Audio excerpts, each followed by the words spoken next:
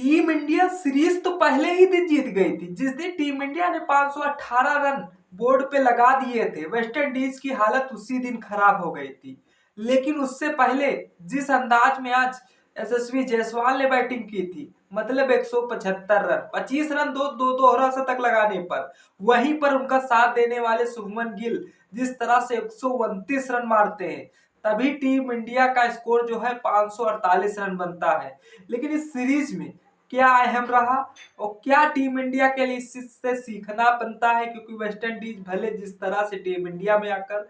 इस मुकाबले तक लड़ती तो है, लेकिन वहां तक काफिला नहीं जा पाता है इस वेस्ट इंडीज का जहां तक जाना चाहिए। लेकिन वेस्ट इंडीज की अहम जानकारी देते हैं, आज सारा निचोड़ बात करेंगे। अभी टीम इंडिया को जिस तरह से बहुत ही कम रनों की जरूरत है सीरीज जीतने के लिए, लेकिन उससे पहले हम सीरीज के बारे में अहम जानकारी देना चाहते हैं, जो शायद अभी तक शुभमन गिल की कप्तानी में टीम इंडिया जिस तरह से अभी दूसरी कप्तान टेस्ट सीरीज चल रही है, जो कि पहली टेस्ट सीरीज इंग्लैंड में खेली गई थी और ये दूसरी टेस्ट सीरीज यानी कि इंडिया में खेली जा रही है। इससे पहले जिस तरह सूर्य कुमार यादव की कप्तानी पर टी20 में एशिया कप टीम इंडिया जीत कर आई है, लेकिन जिस तरह से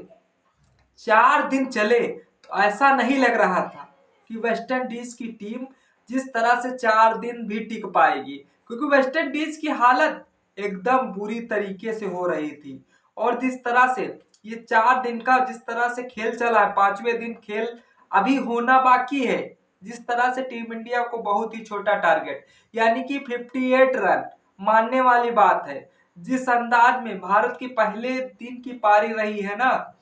वो देखने लायक थी कि टीम इंडिया इस तरह से भी कर सकती है टेस्ट मैच में। मतलब जहां तक टीम इंडिया ने एक नया रिकॉर्ड बनाया है, अगर सुमन गिल भाई यशस्वी जायसवाल को रन आउट न कराते तो जिस अंदाज में यशस्वी जायसवाल का दोहरा शतक पूरा होता,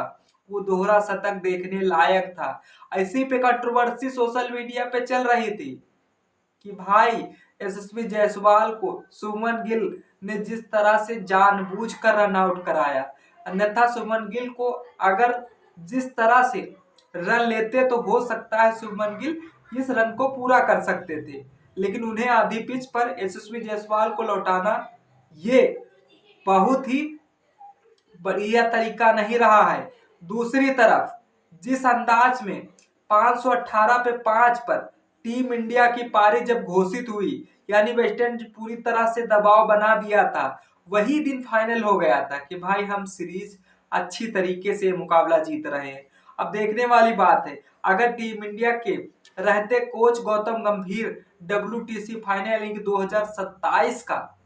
सपना सजा रहे हैं या बना रहे हैं, नींव रख रहे हैं, तो भाई यहीं से मजबूती पकड़ बनाएगी टीम इंडिया। अन्यथा सोचो एकदम से मजबूती पकड़ बना ले,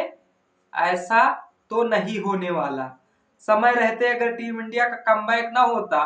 तो शायद ये वेस्ट इंडीज की पारी जो हमने घोषित की है, कम से कम टीम इंडिया जिस तरह से 800 प्लस रन का स्कोर देती, वो भी जिस अंदाज में वेस्ट इंडीज के बल्ले गेंदबाज और बल्लेबाज बढ़िया कोई प्रदर्शन नहीं कर रहे थे। दूसरी तरफ वेस्ट इंडीज की पहली पारी पर जब वेस्ट इंडीज की टीम अचानक से ढेर हुई, तभी टीम इंडिया को लग रहा था कि जिस तरह से भाई रविंद्र जडेजा ने इस सीरीज पर बहुत ही महत्वपूर्ण योगदान निभाया है, और वहीं पर रविंद्र जडेजा ने जिस तरह से 3 विकेट चटकाए, उनके साथ देने के लिए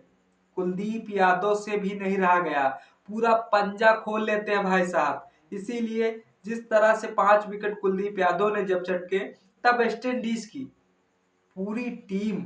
248 रनों पर भाई समिट जाती है, यानी कि दोबारा बल्लेबाजी करने के लिए फॉलो ऑन के लिए भेज दिया गया था वेस्ट इंडीज को। वेस्ट इंडीज की दूसरी पारी में संघर्ष, दूसरी पारी में वेस्ट इंडीज जबरदस्त की वापसी हुई, जिसमें से अपनी टीम के लिए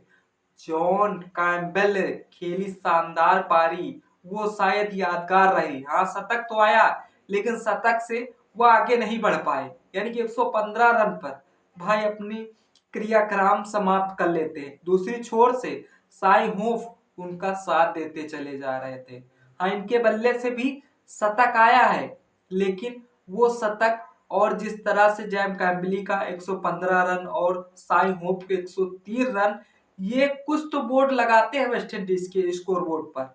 लेकिन ये वो रन जिस तरह से इनका रिकॉर्ड भले बन गया हो, शतक भले इनके खाते में जुड़ गया हो, लेकिन इंडिया को कोई भी फर्क नहीं पड़ने वाला था। हाँ, एक समय टीम इंडिया के बॉलर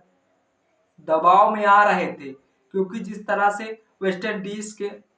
बल्लेबाज जिस तरह से बल्लेबाजी कर रहे थे, मानो ऐसा डर लग रहा था कि भाई वेस्ट इंडीज के प्लेयर टी20 में तो महारत हासिल की है, अगर टी20 अंदाज से खेल गए तो हो सकता है ये सीरीज या मैच गड़बड़ाती। लेकिन जबरदस्त टीम इंडिया के बॉलरों के द्वारा कमबैक रहा, जहां पर रविंद्र जडेजा, कुलदीप यादव, जसप्रीत बुमराह जैसे शानदार विकेट लेने वाले, यानी कि जसप्रीत बुमराह ने आखिरी विकेट लेकर भारत को मैच फिर से जिस तरह से ड्राइविंग सीट पर ला के रख दिया था, तभी टीम इंडिया को अंदाजा बढ़िया तरीके से हो गया था। जिस तरह से भारत को छोटा लक्ष्य और मजबूत शुरुआत में मिली सेकंड इनिंग पर, देखने वाली बात है। सामने जीत के लिए सिर्फ 121 रन भारत को बनाने थे। अब वह 121 रन जिस तरह से यशस्वी जायसवाल भी बना सकते थे, जो बढ़िया तरीके से खेल जाते, लेकिन उनका छोर जिस तरह से यशस्वी जायसवाल जल्दी आउट हो गए, लेकिन केएल राहुल और साई सुदर्शन ने पारी को संभालने का मौका दिया है दोस्तों। और जिस तरह से डे के चौथे दिन का अंत यानी 63 पे 1 पर था, जो और बस 58 रनों की दूरी दूसरे मैच टेस्ट मैच को जीतने के लिए चाहिए था। भारत सीरीज जीत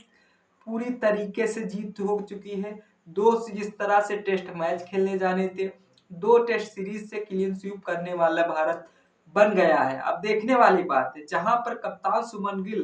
कोच गौतम गंभीर, पूरी टीम को मनोबल ऊंचा हुआ है। हाँ, जिस तरह से हमने इंग्लैंड वालों के सामने भिड़े थे, उसी अंदाज में आज वेस्ट इंडीज के सामने भिड़ेंगे। अब कुछ टुच्चे और पुच्चे लोग कह रहे होंगे